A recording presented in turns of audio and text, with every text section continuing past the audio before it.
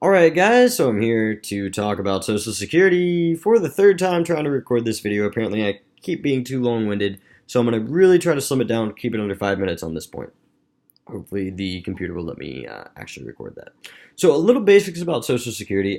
It was a program under FDR's New Deal. 1935 was when it was enacted.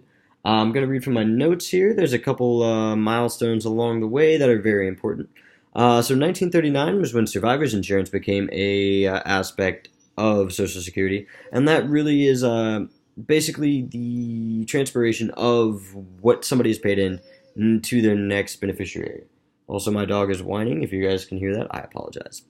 As we continue, 1956 is when disability insurance became a whole facet of Social Security. And that was for disabled workers and their family. So, basically people who either developed a disability in the process of them working and paying into Social Security or because of their work. There's a lot more that plays into this. I don't really want to touch on that. However, it is important to note that disability insurance in 1956 was coupled with Social Security. In 1965, we have the introduction of Medicare. Now, this is very important, and you can watch my other video, or next video, I'm not sure which one, about Medicare. And what that does was, that really kind of was a government-funded insurance program for those who retired. Essentially, you leave the workforce, you may no longer get your work-sponsored insurance. Here's Medicare. A big facet of what I'm passionate about and study gerontology. Medicare, funds both nonprofit, government, public entities. It's just a huge aspect that's really important, and it has a lot of crossover with Social Security. The most being probably what you realize is taken out of your check. And we'll get to that in a minute. Continuing, the last major milestone I really want to note is the supplemental security income. That was in 1972. And essentially what that is, I'm going to read the quote from here. It is a needs-based program funded by the U.S. Treasury General Fund to provide programs and payments to people with limited income and or resources who are age 65 or older, or blind or disabled. This also applies to children with disabilities can get SSI as well. Obviously not directly to them, but to their caretakers. This is a huge aspect of Social Security that, once again, in my study of gerontology, I find very important. But what it is, it's a needs-based program. So the whole idea being, if you got $7 million in the bank and you're living half your year down in Mexico, not necessarily going to go to you. What it is it's there to help people who gave their fair shake, gave their fair try, and might just not have as an advantageous lifestyle as everybody else.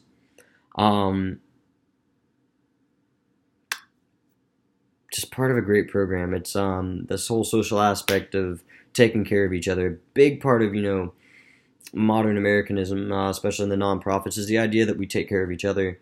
And while this, not trying to get political, some people would argue is a more forced hand way of taking care of each other, it still ultimately results in us taking care of each other.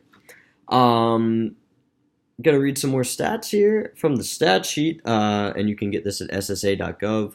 Fantastic resources. But 1 in 5 Americans currently receives Social Security benefits, so we're talking about 20%. 1/3 of those are either disabled dependents or survivors of disabled dependents. So people who have become disabled or were disabled and just cannot take care of themselves. There's over 63 million beneficiaries. 47 million of those are retired workers and or those dependents. 10 million are disabled workers and or those dependents. And around 6 million are survivors of deceased workers. So it's all great stuff. One last thing I want to mention here before the video timing runs out is the FICA. And this is essentially how we fund Social Security.